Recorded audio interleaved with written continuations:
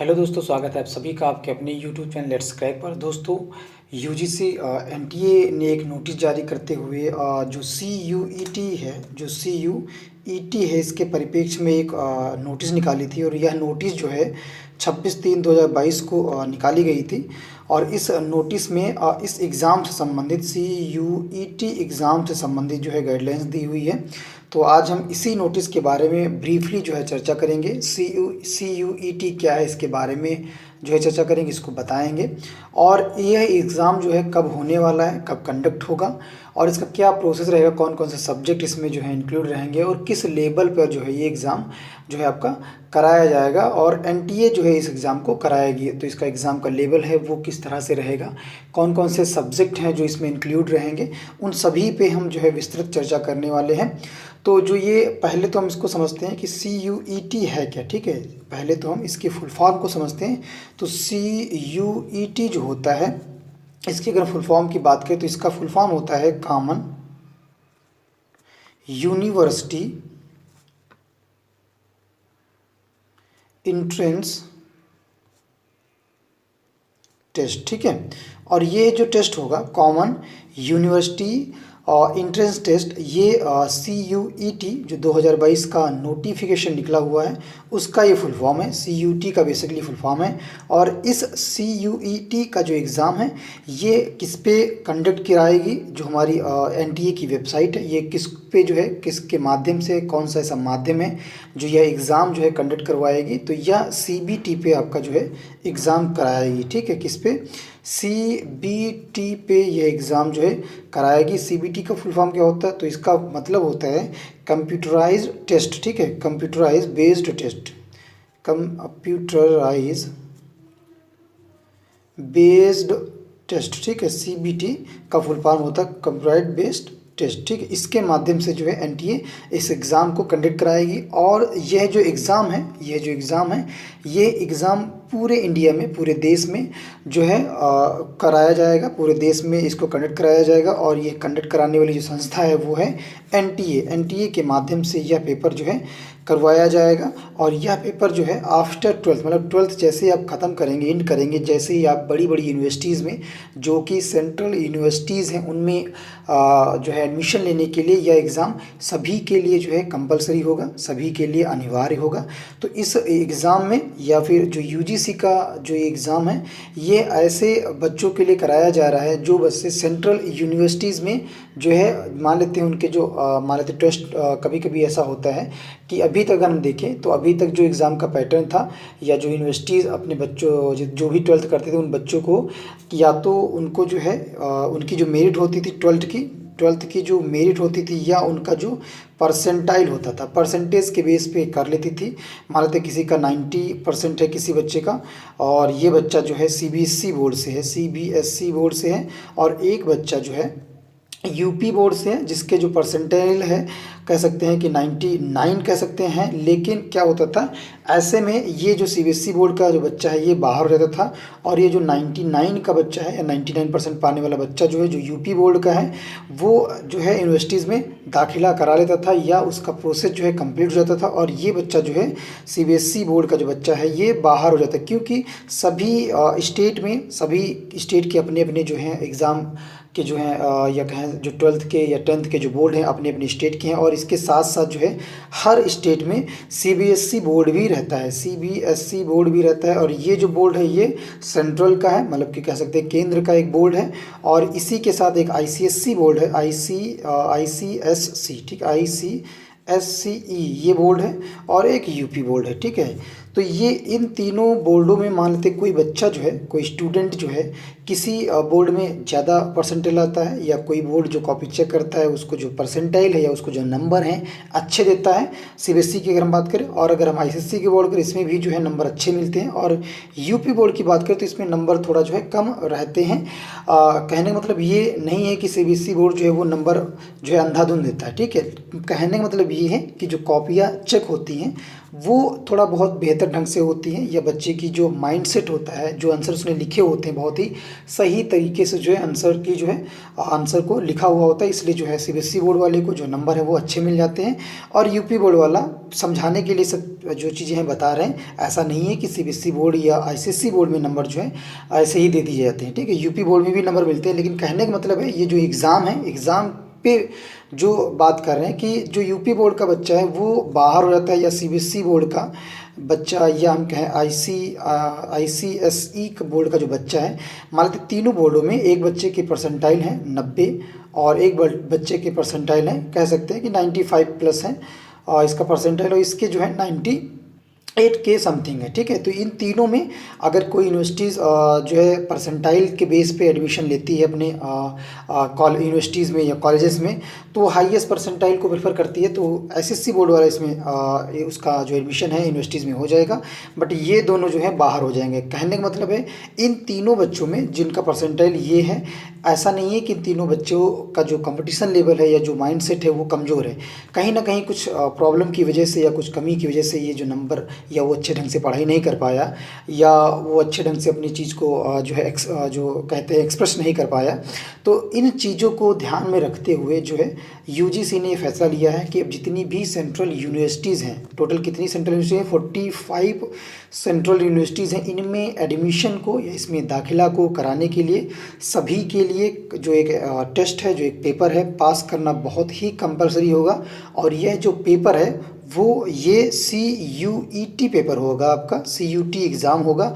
इसी के माध्यम से अब जो यूनिवर्सिटीज़ हैं, जो सेंट्रल यूनिवर्सिटीज़ हैं, यह डिसाइड करेंगी कि कौन सा बच्चा, चाहे वो 99 वाला बच्चा हो, चाहे वो 45% वाला बच्चा हो, ठीक है, या हम कह सकें 33 परसेंटाइल वाला बच्चा हो या स्टूडेंट हो। अब इनमें ऐसा नहीं होगा कि 99 वाले को ले लिया जाएगा और 33 वाले को बाहर कर दिया जाएगा, ठीक है। मोटा मोटा अगर समझें, अब जो एग्ज़ाम कंडक्ट कराएगा एनटीए, जो एग्ज़ाम जो है इसको कंडक्ट कराएगा, और इस एग्ज़ाम को जो भी स्टूडेंट क्रैक कर पाएगा, जो भी पास कर पाएगा, उसकी वो मेरिट बनेगी। मेरिट के अकॉर्डिंग जो है उसका एडमिशन इन यूनिवर्सिटीज़ में, इन कॉलेजेस में जो है लिया जाएगा। या हम कह सकते हैं अगर ये एग्ज़ाम आप पास कर पाते हैं, CUET एग्ज़ाम जो है अगर इसको पास कर पाते हैं, तो जो है या तो ही जो है इन यूनिवर्सिटीज़ में आप एडमिशन जो है करा पाएंगे या ले पाएंगे। ऐसा नहीं कि आप रट्टू तोता वाला कोई बच्चा है या कोई स्टूडेंट है जिसके 12th में मार्क्स जो है 100% है और उसका जो है एडमिशन हो जाता था, लेकिन अब ऐसा हुआ है, या ऐसा जो यूजीसी ने ऐसी गाइडलाइन जारी करते हुए नोटिस जारी किया था कि अब सभी को जो है यह एग्ज़ाम ज़रूरी है, कंपलसरी है देना। इसी एग्ज़ाम के बेस पे जो है बच्चों का, स्टूडेंट्स का जो है एडमिशन सेंट्रल यूनिवर्सिटीज़ में किया जाएगा। टोटल 45 सेंट्रल यूनिवर्सिटीज़ थी और सभी सेंट्रल यूनिवर्सिटी जो है इसको फॉलो नहीं कर रही थी, ठीक है। इसके पहले CUT अभी जो है नया आया हुआ है, इसके पहले जो था CUCT था, ठीक है। इसके बेस पे कुछ यूनिवर्सिटी जो है इसको फॉलो कर रही थी और कुछ यूनिवर्सिटी जो है इसको फॉलो नहीं कर रही थी। लेकिन अभी जो CUET जो है, जिसे अंडर ग्रेजुएट प्रोग्राम के लिए लाया गया है, मतलब कि आपकी जो स्नातक उपाधि पाने के लिए, परास्नातक के लिए नहीं, स्नातक उपाधि के लिए जो आप एग्ज़ाम देंगे या जिस कोर्स के लिए आप एडमिशन कराएंगे, जिस कोर्स के लिए जो भी कोर्स होगा, चाहे आप BA में जाएँ, चाहे आप BSc के लिए जाएँ, BSc के लिए जाएँ, चाहे आप BCom के लिए जाएँ, डिफरेंट कोर्सेज होंगे। सभी कोर्सेज के लिए यहाँ अप्लाई हो किया जो एग्ज़ाम हो कंडक्ट कराएगी। और ये CBT बेस पे एग्ज़ाम कंडक्ट होगा। आपको कंप्यूटर पे जो है देना पड़ेगा, कंप्यूटर पे जाके ऑनलाइन एग्ज़ाम जो है ये होगा, ठीक है। तो इस नोटिस को थोड़ा समझ लेते हैं पहले, या फिर इसको भी समझ लेते हैं कि जो सेंट्रल यूनिवर्सिटीज़ हैं, या हम कहें जो UGC के अंतर्गत जो यूनिवर्सिटीज़ हैं, ये पूरे देश में जो है सेंट्रल यूनिवर्सिटीज़ को जो है, जो UGC है हमारा, जो UGC है, ये सेंट्रल यूनिवर्सिटीज़ को, CA को, सेंट्रल यूनिवर्सिटी है, इसको जो है फ़ंड जारी करती है, ठीक है। फ़ंड जारी करती है इन यूनिवर्सिटीज़ को, जिसे सेंट्रल यूनिवर्सिटीज़ बोलते हैं, कि ये अपनी यूनिवर्सिटीज़ को जो है अच्छे और बेहतर तरीके से चलाएं। तो जो यूजीसी को हम क्या समझ सकते हैं कि ये तरह से या एक तरह से जो यूजीसी है ये सेंट्रल गवर्नमेंट जो है इसको फंड देती है या इन यूनिवर्सिटीज़ को जो है फंड देती है। देश में बहुत बड़ी बड़ी यूनिवर्सिटीज़ हैं जो सेंट्रल यूनिवर्सिटी हैं, कहने का मतलब मोटा मोटा अगर समझे जो सेंट्रल यूनिवर्सिटीज़ होती हैं वो उन पे जो अधिकार रहता है वो सेंट्रल गवर्नमेंट के तहत जो है वो यूनिवर्सिटी जो संचालित रहती हैं, संचालित होती हैं।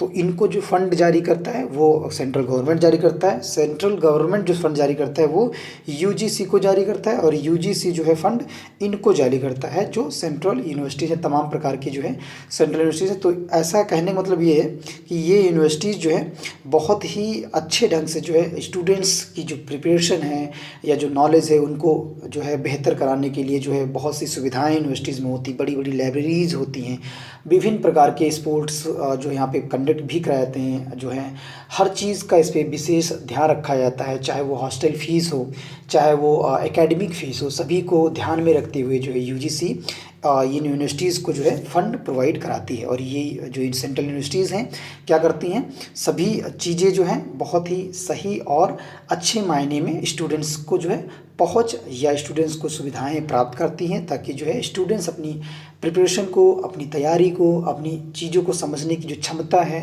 जो कैपेसिटी है वो बेहतर कर पाएँ समय के साथ साथ। ठीक है, जिससे जो है अगर हम इसी तरह से समझे जो एजुकेशन के फील्ड में हम कहें कि जो एजुकेशन का फील्ड है वो बेहतर हो सके सेंट्रल यूनिवर्सिटी के माध्यम से। ठीक है, बहुत बहुत से दिग्गज जो नेता हैं या बहुत बहुत दिग्गज जो महान जो साइंटिस्ट हैं वो इन यूनिवर्सिटीज़ से जो है पास होके या यूनिवर्सिटीज़ से पढ़ के निकले हुए हैं। तो अगर यूनिवर्सिटीज़ की बात करें मोटे तौर पर, अगर समझने की बात करें, जैसे BHU आपका हो गया, बनारस हिंदू यूनिवर्सिटी, ये आपकी एक सेंट्रल यूनिवर्सिटीज़ है। और आपका DU हो गया, दिल्ली यूनिवर्सिटी, ये आपकी सेंट्रल यूनिवर्सिटीज़ है। आपका JNU, ठीक है, JNU जो है ये आपकी सेंट्रल यूनिवर्सिटी है। जवाहरलाल नेहरू यूनिवर्सिटी, ठीक है, जामिया मिल इस्लामिया जो है ये आपकी सेंट्रल यूनिवर्सिटीज़ है। ठीक है, और इसी के साथ साथ जो इलाहाबाद है, इलाहाबाद जो है या इलाहाबाद या हम कहें प्रयागराज यूनिवर्सिटी, ठीक, प्रयागराज यूनिवर्सिटी जो है ये आपकी सेंट्रल यूनिवर्सिटीज़ है। ठीक है, ये सभी जो है सेंट्रल यूनिवर्सिटीज़ हैं। इनमें एडमिशन का जो प्रोसेस रहता है, अब वो प्रोसेस जो होगा किसके हाथ में चला गया है, इस एग्ज़ाम के हाथ में चला गया है। ठीक है, इस एग्ज़ाम के हाथ में चला गया है, CUET एग्ज़ाम। जैसा आप स्कोर करेंगे उस स्कोर से जो आपकी मेरिट बनेगी उस मेरिट के आधार पर ही आपका इन बड़ी बड़ी 45 जो यूनिवर्सिटीज़ हैं इनमें आप एडमिशन ले पाएंगे। ठीक है, तो इस नोटिफिकेशन थी, इसको समझते हैं। इस नोटिफिकेशन में कुछ नहीं है, बस इसी जो मैंने अभी तक जो बताया ये सब इसी में शामिल है। और इसमें जो आपका एग्ज़ाम होगा वो बता दिया कि आपका एग्ज़ाम जो है CBT के माध्यम से होगा। और जो फॉर्म है इसके फिल करने की उसकी डेट थी 2/4/2002 थी, वो जारी हो चुकी है, फॉर्म अभी चल रहे हैं। तो आप जल्दी से इन फॉर्म को फिलअप करिए। ठीक है, और ये एग्ज़ामिनेशन जो होगा, जो CUET UG 2022 का जो स्ट्रक्चर होगा एग्ज़ाम का, वो इसके स्ट्रक्चर है, जो इसकी कह सकते हैं जो बनावट है या जो एग्ज़ाम कराने के जो 4 सेक्शन हैं, 4 सेक्शन में इसको बांटा गया है। इस स्ट्रक्चर को CUET जो UG 2022 एग्ज़ाम है इसको 4 स्टेप में, 4 सेक्शन में जो है डिवाइड किया गया है या बांटा गया है। तो इन 4 स्टेप में क्या क्या है, पहले जो सेक्शन की अगर हम बात करें, सेक्शन 1A में 13 या 13 लैंग्वेजेस रहेंगी। और जो सेक्शन 1B रहेगा उसमें 20 लैंग्वेज रहेंगी। और सेक्शन जो दूसरा रहेगा, ये तो रहा 1 और 1B, जो सेक्शन दूसरा रहेगा उसमें 27 या 27 डोमेन स्पेसिफिक सब्जेक्ट रहेंगे, डिफरेंट सब्जेक्ट रहेंगे आपके शामिल रहेंगे। और सेक्शन जो 3 रहेगा या जो थर्ड रहेगा वो जनरल टेस्ट के लिए रहेगा। ठीक है, कहने का मतलब है ये जो CUET एग्ज़ाम है ये 4 सेक्शन में बटा हुआ है। ठीक है, 4 सेक्शन में बटा हुआ है, ये एग्ज़ामिनेशन का जो स्ट्रक्चर है, CUET एग्ज़ामिनेशन का स्ट्रक्चर है। ठीक है, 4 सेक्शन में ये एग्ज़ामिनेशन रहेगा। और ये जो आगे जो नोटिस में दिया हुआ है वो है choosing options from each section is not mandatory. कहने का मतलब है हर सेक्शन से जो आप ऑप्शन चुनेंगे वो मैंडेटरी नहीं है, मतलब ज़रूरी नहीं है कि आप इस सेक्शन से जो है सब्जेक्ट या लैंग्वेज जो है चुने ही। ठीक, choice should match the requirements of the desire university. ठीक, जो यूनिवर्सिटीज़ है वो जो चॉइस आप करेंगे उसके अकॉर्डिंग जो है मैच करनी चाहिए। ठीक है, नेक्स्ट सेक्शन 1A में जो सब्जेक्ट रहेंगे, जो 13 लैंग्वेज रहेंगी, उन लैंग्वेजेस में कहने का मतलब है एनी ऑफ दीज लैंग्वेज में भी चूजन, कोई एक लैंग्वेज जो है आप चूज कर सकते हैं इन 13 लैंग्वेजेस में, ठीक है। सेक्शन बी जो रहेगा, जो सेक्शन 1B रहेगा, उसमें 20 लैंग्वेज रहेंगी टोटल, और ये लैंग्वेज डिफरेंट जो है भाषाएं इसमें रहेंगी, हर स्टेट की भाषा इसमें शामिल रहेगी। तो और ये जो रहेंगे क्वेश्चंस बी अटेम्प्टेड, मतलब जो क्वेश्चंस रहेंगे वो 40 क्वेश्चन रहेंगे, ठीक है। और 40 क्वेश्चन जो है अटेम्प्ट करने होंगे, 50 क्वेश्चन रहेंगे, 50 में से आपको 40 जो है करने ही पड़ेंगे, ठीक। क्वेश्चन टाइप कैसे रहेगा, languages to be tested through reading comprehensive based on different types of passage या factual literacy and narrative type में आपके क्वेश्चंस रहेंगे। और जो कह सकते हैं लिटरेरी एप्टीट्यूड रहेंगे और वोकैबुलरी रहेंगे, ठीक है। और ये ड्यूरेशन जो समय रहेगा वो 45 मिनट रहेगा ईच लैंग्वेज का। प्रत्येक भाषा के लिए कितना जो है समय रहेगा, वो 45 मिनट रहेगा, ठीक है। और सेक्शन दूसरा है, जो सेकंड सेक्शन है, उसमें जो डोमेन की बात कर रहे थे अभी, मैं जो 4 सेक्शन बताए थे उसमें जो डोमेन आया था, इन डोमेन्स में डोमेन्स स्पेसिफिक सब्जेक्ट रहेंगे being offered under this section. इस सेक्शन में जो सेक्शन सेकंड रहेगा उसमें डोमेन जो है स्पेसिफिक सब्जेक्ट के लिए ऑफर्ड रहेगा। इस सेक्शन में कैंडिडेट में बी चूज, कैंडिडेट चुन सकता है या उस सब्जेक्ट को चूज कर सकता है, may of six domains as a desired by the applicable universities, ठीक है, या यूनिवर्सिटीज़।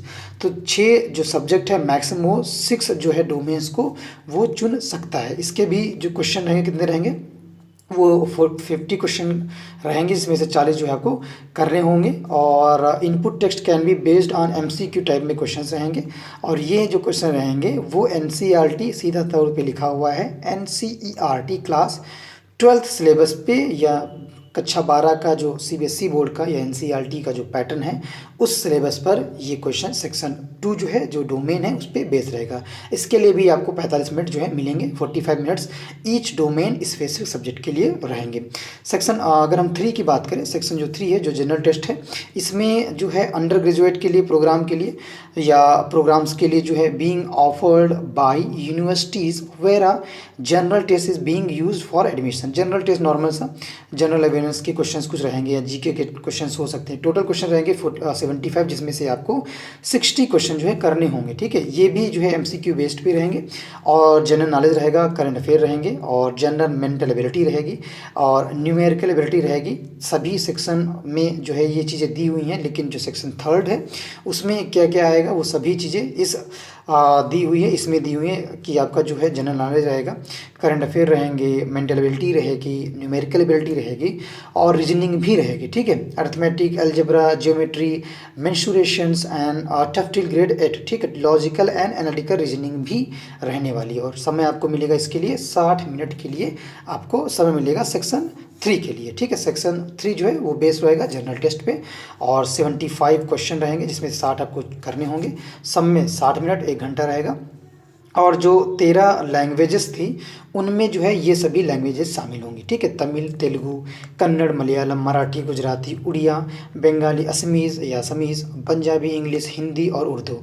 और जो 20 लैंग्वेज रहेंगी उसमें कौन कौन सी रहेंगी, जो 20 लैंग्वेजेस थी, जो सेक्शन 1B की हम बात कर रहे हैं, 20 लैंग्वेजेस में आपको जो है फ्रेंच है, स्पेनिश है, जर्मन है, नेपाली है, Persian, Italian, Arabic, Sindhi, Sanskrit, Kashmiri, Konkani, Bodo, Dogri, Maithili, Manipuri, Santhali, Tibetan, Japanese, Russian and Chinese जो है इन 20 लैंग्वेज में, 20 लैंग्वेज में, 20 भाषा लैंग्वेज में जो है शामिल होंगी। और जो डोमेन सब्जेक्ट थे, जो डोमेन स्पेसिफिक सब्जेक्ट थे, इसमें जो है ये जो तीसरा दिया था सेक्शन 3 की बात कर रहे हैं, जिसमें 27 डोमेन स्पेसिफिक सब्जेक्ट थे। उसमें जो है अकाउंटेंसी शामिल होगी, बुक कीपिंग होगी, बायोलॉजी स्टडीज़ होगी। ये सभी जो है तमाम जो सब्जेक्ट हैं वो सभी इसमें जो है शामिल रहेंगे। इसको आप मैं ये जो आपका PDF है मैं टेलीग्राम अपने चैनल पे डाल दूंगा, उसको आप डाउनलोड करके आसानी से देख सकते हैं। जो 3rd स्टेप है आपको, क्योंकि इसमें सभी सब्जेक्ट हैं जो आप सब्जेक्ट 12th में लिए उसके आधार पर जो है आपका एग्ज़ाम वो भी सब वही सब्जेक्ट है, या उसी स्ट्रीम से जो है आप